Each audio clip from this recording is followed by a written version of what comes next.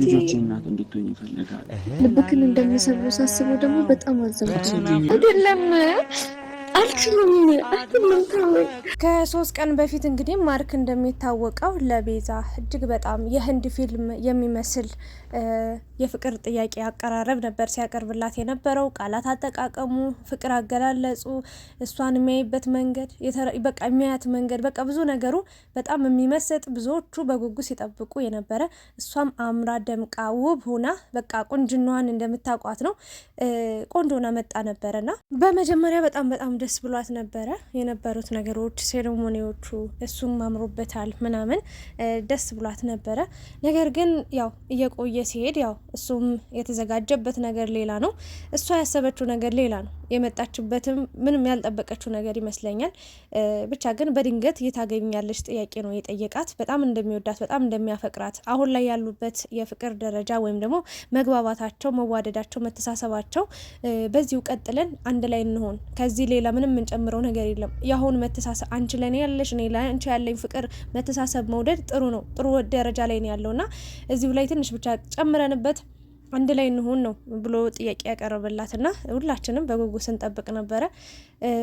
ግን የቤዛ ምላሽ አይሆንም ነው። የማይሆንበትን ምክንያት አልተናገረችም።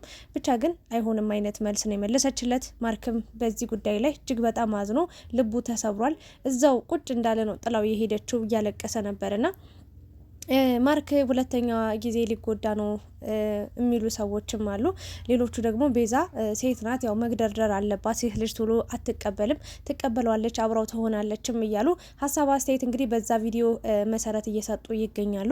እውነታው ግን ምንድን ነው? የቤዛና የማርክ መጨረሻ ወይም ደግሞ የማርክና የቤዛ ፍቅር ምን ላይ ነው የሚደርሰው የሚለውን ነገር እንግዲህ እናወራበታለን፣ ሀሳብ እንሰጥበታለን። በመጀመሪያ ብዙ የምናገራቸው ነገሮች አሉ ስለ ቤዛም ስለ ማርክም። በተለይ ስለ ቤዛ ብዙ ነገር ማውራት ፈልጋለሁ።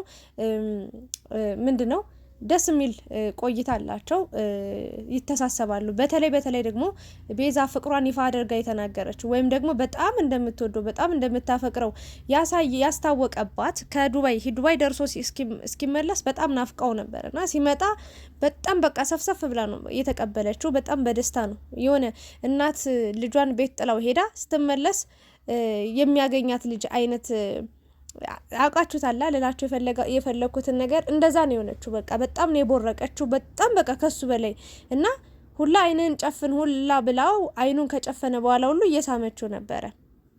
ያ ማለት ምንድነው? አንዳንድ ሰዎች ከኛ ጋር ሲቀላለዱ ሲላፉ ጊዜያቸውን አብሮ ሲያሳልፉ ምናምን ነገር የነዛ ሰዎች ዋጋ አይገባንም፣ ወይም ደግሞ ኖርማል ነው በቃ ሁሌ አብሮን ያ ሰው ይሆናል፣ ሁሌ አብረን እንደዚህ በዚህ እንቀጥላለን ብለን እናስባለን። ግን ደግሞ ከኛ ሲለዩ ወይ ደግሞ ከኛ ራቅ ሲሉ ደግሞ የነዛ ሰዎች ጥቅም በደንብ ዋጋቸው ይገባናል። እና ያንን ነው የተረዳሁት። አሁን እኔ በእኔ ልንገራችሁ፣ ትምህርት ቤት ላይ በጣም እኔ እብድ የምባል ሰው ነበርኩ። በጣም ረባሽ ነኝ። በጣም በቃ ከሰዎች ጋር ከተማሪዎች ጋር በጣም እግባባለሁ። በተለይ ከወንዶች ጋር እብድ ነው የምሆነው በቃ እና በሰዓቱ ተማሪም ረብሻለሁ፣ መምህራንም ረብሻለሁ እና ደስ የሚል ላይፍ አለው ማለት መጥፎ አረባበሽ ምናምን ነገር ሳይሆን በቃ ቀውጣለሁ። እብድ አይነት ተማሪዎች አሉ። እንደዛ ነበርኩኝ እና ያ ነገር ግን በቃ እንደዛ እንዳበድኩኝ በቃ እንደዛ እንደተማርኩኝ እንደዛ ጥሩ ጊዜ እንዳሳለፍኩኝ እንደዛ ደስ የሚል ከተማሪዎች ጋር ጊዜ እንዳሳለፍኩኝ ምቆይ ይመስለኝ ነበርና አሁን ላይ ግን እድሜም ጨምሮ ትምህርቱም ያ ትምህርት አልፎ አብሬያቸው ስማራቸው የነበሩ ተማሪዎች ሁሉ ወደ የቦታቸው ተበታትነው ምናምን ብዙ አይነት ህይወት ውስጥ ገብተው ምናምን ሳይ ለካስ ያ ላይፍ የሚያልፍ አይመስለኝም ነበር። እነዛን ሰዎች ማጣቸው አይመስለኝም ነበር። ከነዛ ሰዎች ተለይቼ የምኖር አይመስለኝም ነበርና ጊዜ ራሱ በቃ በራሱ መንገድ ይወስዳቸዋልና አንዳንዴም በይመጣል ያን ላይፍ እናፍቀዋለሁ ፈልጓለሁና ግን አይመጣም ተመልሶ። እና ምን ልላችሁ ፈልጌ ነው ቤዛ ያን ያህል ብዙ አትቀርበውም ነበር ማለት ቢቀራረቡም ቢዋደዱም ቢተሳሰቡም ግን አዲስ አበባ እስከሚሄድ ድረስ ያን ያህል ፍቅሯን ጉልት አድርጋ የምታሳይበትን ነገር አላየውም ነበር። እንደውም ማርክ ይሻላል ብዬ ነው ማስበውና ከዛ ከመጣ በኋላ ግን በጣም ብዙ ነገሮችን አሳልፏል። በቃ እንደምትወደው እንደምታፈቅረው እርግጠኛ ሆነ። በቃ እሱ ራሱ እኛም እርግጠኛ ሆነን ደስ የሚል ጊዜ እያሳለፉ ነው። በሱ እርግጠኛ ነው።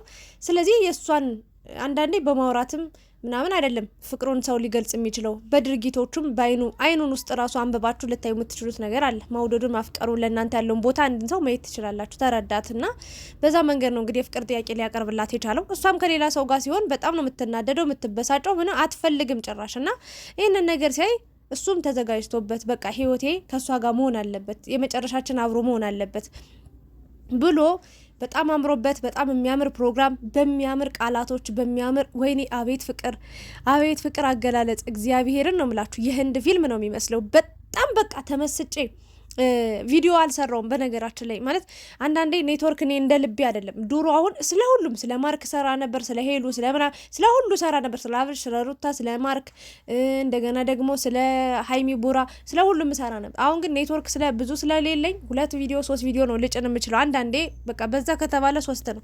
ከዛ ውጪ በቀን 1 ቪዲዮ ነው የምሰራውና ኔትወርክ ነው የሚያስቸግረኝ። ለዛ ነው እንዳትቀየሙኝ። ግን ቪዲዮቻቸውን ገብቼ ሁሉንም አያለውና ምን ልላችሁ ነው አገላለጹ እንዴት ነው ደስ የሚል በቃ። እና እሷ እየቆየች በሄደች ቁጥር የያዛትን እጇን እየለቀቀችው ነው የመጣችው። እየፈራች መጣች።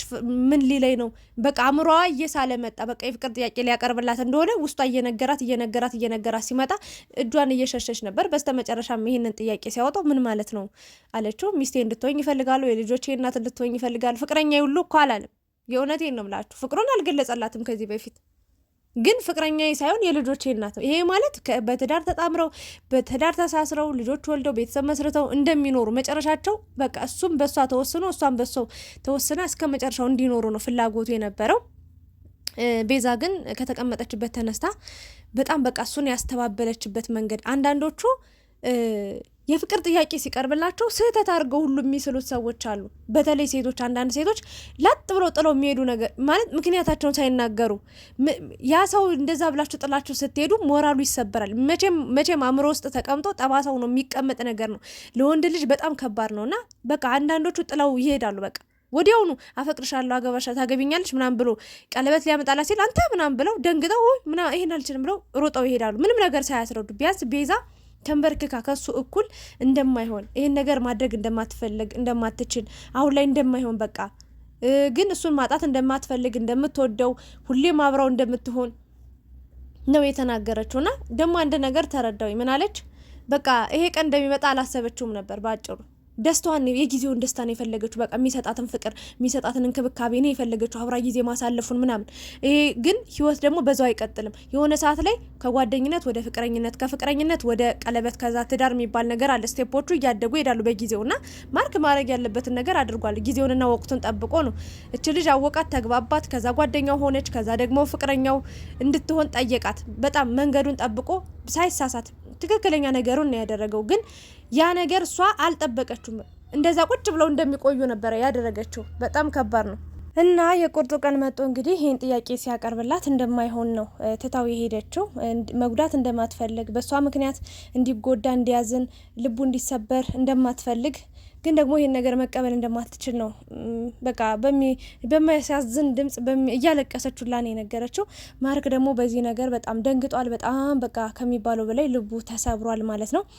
ግን አንድ መናገር የምፈልገው ነገር ቤዛ አጥፍታለች ብዬ የማስበው በእርግጥ ትቀበለዋለች። እንደዚህ አይነት ሰው ትሁት የሆነ በነገራችን ላይ ማርክ አሉ ቪዲዮ ላይ ብቻ ሳይሆን በአካልም ያገኙ ሰዎች ሁሉም እየመሰከሩለት ነውና በጣም ትሁት የሆነ ሰው አክባሪ በጣም በጣም ጥሩና መልካም ልብ ያለው ልጅ ነው አሉ በጣም ከሚባለው በላይና ይሄንን የመሰለ ልጅ እንግዲህ እምቢ ትሏለች ብዬ አላስብም። በደንብ ተግባብተዋል፣ በደንብ ተዋውቀዋል እና እሺ ትሏለች ብዬ ነው የማስበው። ብዙ ሰዎችም እየጠበቁ ያሉት እሱን ነገር ነው። ግን ደግሞ ቤዛ አንድ ማለት ለቤዛም ብቻ ሳይሆን ቤዛን ምክንያት አድርጌ ስለ ሌሎች ሴቶችም ላውራ። አንዳንድ ሴቶች ከአንዳንድ ወንዶች ጋር አብራችሁ ጊዜ ታሳልፉና የሆነ ሰዓት ላይ የፍቅር ጥያቄ ሲቀርብላችሁ ያን ሰው እንዳላይ ምናምን ብላችሁ ጥላችሁ የምትሄዱ ሰዎች አላችሁና ከዛ ሰው ጋር የወደፊት እቅድ ከሌለሽ አብረሹ በፍቅር መኖር ካልፈለግሽ ካላሰብሽው አምሮሽ እንደሚያፈቅረው የልጅሽ አባት እንደሚሆን ካላሰበ ለምን ከዛ ልጅ ጋር ጊዜ ታሳልፊያለሽ?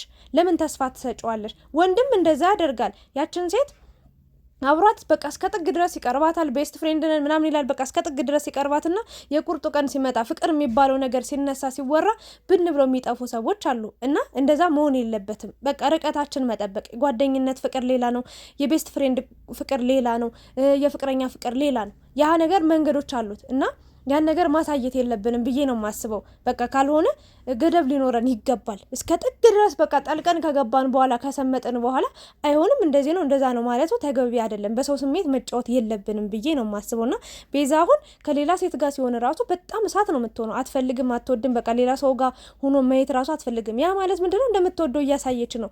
የእሷ ብቻ እንዲሆን የፈለገችበት ምክንያት ያው ስለምታፈቅረው ነው ብሎ ነው የሚያስበው። እሷ ግን ዛሬ ላይ አይሆንም ስትለው የራሴ ምክንያት አለኝ አይሆንም ስትለው በጣም ከባድ ነገር ነው፣ ራስ ወዳድነት ነገር ነው ብዬ ነው የማስበው። ለምን ይሄ ልጅ እኮ በእሷ በቃ ውስጥ ሰምጧል። እሷ በምታሳየው ፍቅር፣ እሷ በምታሳየው መተሳሰብ በቃ ወድቋል በፍቅር። እና ይሄ ልጅ ምንድነው ጥፋቱ? በጣም ከባድ ነገር ነውና ይሄ መሆን የለበትም። ቤዛ እኔ እንጃ እምብኝ ብለሽ ውስጡን ልቡን የምትጎጁ አይመስለኝም። የእውነቴን ነው። እንደዛ ከሆነ በጣም ነው የምናዝንብሽ። ለምን ይህን ሁሉ ጊዜ ሰምጦ ፍቅር ውስጥ እስኪገባ ድረስ ብዙ ነገሮችን አሳይተሽዋል። በአንቺ ምክንያት እንግዲህ እዚህ ፍቅር ውስጥ ገብቷል። ያን ያሳለፈው የመከራ ህይወት አለ። ልቡ ተሰባብሮ በጣም ከሚባለው በላይ እንክትክት በቃ ድቅቅቅ ያለ ልብን ያለውና ልቡን ትጠግንልኛለች ብሎ አንዳንድ ሰዎች ከሆነ ፍቅረኛ ጋር ቆይቶ ከጥሩ ጊዜ አሳልፈው ከዛ ባለመግባባት ሲለያዩ ልባቸው ይሰበርና ድጋሚ ፍቅር የሚባል ነገር የለም ብለው በቃ ልባቸውን ዝግት አድርገው ለአመታት የሚኖሩ አሉ። ቢያፈቅሩም እንኳን የውሸት ነው፣ ከላይ ነው። ያ ነገር ከባድ ነገር ነውና እሱም የመጣበት መንገድ ይሄ ነው። ከሄለን ጋር የነበረውን ነገር ከሄሉ ጋር የነበረውን ነገር ያሳለፉትን ነገር ታውቃላችሁና ልቡ በጣም ተሰብሯል። በጣም የት ይደርሳሉ የተባሉ በጣም የሚዋደዱ ፍቅረኛ ማቾች ነበሩና ድጋሚ ደግሞ ማፍቀርን፣ ሰው መውደድን፣ ከሰው ጋር መሆንን ሲያስብ በቃ ስታሳየው ስታስተምረው ቤዛን አፈቀራት እና ደስተኛ ህይወት ይኖራል ብለን እኛም በደንብ እያሰብነው ነበረ፣ እየደገፍነው ነበር ከቤዛ ጋር ያለውን ነገር በጣም ግን ደግሞ ቤዛ ዛሬ ላይ እምቢኝ ብላው ከሄደች ምን ያህል ሊሰበር እንደሚችል አስቡት። ማለት አንድ ሰው አንድ ልብ ነው ያለው። የእውነቴን ነው የምላችሁ። ደጋግሞ ከተሰበረ ህይወት ደጋግማ ከሰበረችው በፍቅር ከተጎዳ እኔ እንጃ በጣም በቃ ማርክ ያሳዝነኛል። በእውነት ነው የምላችሁ። በጣም ጨዋ ልጅ ነውና ሰሞኑን እንግዲህ ጠፍቷል። እሱ ከባድ ሁኔታ ላይ ነው የሚገኘው። የቤዛ ምላሽ ምን እንደሆነ አይታወቅም። እውነት ለመናገር የቤዛ ምላሽ እሺ ቢሆን ኖሮ እስካሁን ይመጡ ነበር ብዬ አሰብኩኝ። ማርክም የራሱን ጊዜ እያሳለፈ ነው። በጣም እየተጨናነቀ ነው። ቤዛም በራሷ በቃ የሆነ በእኔ ምክንያት ነው እንደዚህ ሆኖ በእኔ ምክንያት ሊጎዳ ነው እያለች ራሷን እየወቀሰች ነው የምትገኘው። ግን ያ መሆን የለበትም። መፍትሄ ነው ያው ከሆነ ይሆናል፣ ካልሆነ ደግሞ አይሆንም። ግን ደግሞ ቤዛ አደራ ብዬ እኔ እንጃ አላውቅም። ያን ደግሞ ካልወደደች ወይ ደግሞ ይህን አይነት ፍላጎት ከሌላት ይህን ያህል ጊዜ አብረው ልትቆይ አትችልም። ግን ደግሞ ያለ ፍላጎቷ ግቢበት ብለን ከባድ ህይወት ውስጥ እሱም እኔ እንጃ አላውቅም። እንደዛ እንዳይሆን እኔ ትልቅ ስጋት አለብኝ። ብቻ ግን ማርክ እግዚአብሔር ባለህበት ይጠብቅ። እንደው የዋህነትን ልበቀናነትን አይቶ ፈጣሪ ቤዛ እሺ ብላ ከእሷ ጋር እድሜ ዘላለምን ቀሪ ዘመንን ቀሪ ህይወትን ጥሩ ህይወት እንደምትኖር ተስፋ አደርጋለሁ። ብቻ እግዚአብሔር እንዲረዳ ትልቁ ጸሎቴ ምኞቴ ነው። ቤዛም ይሄንን የመሰለ ትሁት የሆነ ምርጥ ልጅሞ እንዳያመልጥሽ በቃ ጸልይላችኋለሁ። ሌላ ምንም ማለት አልችልም። ስለ ማርክ ስሪ እያላችሁ ነበር ብዙ ልጆች። እንግዲህ ከዚህ በኋላ ለመስራት እሞክራለሁ። ልጆችዬ አስታውሳችሁ ስለጠይቃችሁኝ ከልብ አመሰግናለሁ። ብቻ ግን እኔ እንጃ በሰላም ይምጡ። ማርክም ልቡ እንዳይጎዳ ድጋሚ፣ ቤዛም ደግሞ ጸጸት ውስጥ ነው የምትገባው። ምንም አይነት ሰላም ህይወት አይኖራትም። የእውነት እምቢ ብትለው ራሱ ማለት ነው በጣም ከባድ ጸጸት ውስጥ ነው የምትኖረው እና ያ አስቸጋሪ ነገር ነው። ያ ነገር እንዳይፈጠር እንግዲህ አንድ የምትሆንበት ነገር ተፈጥሮ አብረናችሁ እንደምናያችሁ በደስታ እኔ እንጃ አንቺን ፍቅርሽን እየገለጽሽለት እሱም እየገለጸልሽ ጥሩ የፍቅር ጊዜያትን እንደምታሳልፉ ተስፋ አደርጋለሁኝ። አመሰግናለሁ። በአዲስ ቪዲዮ እንገናኛለን። ላይክ፣ ሼር፣ ሰብስክራይብ ማድረጋችሁን እንዳረሱ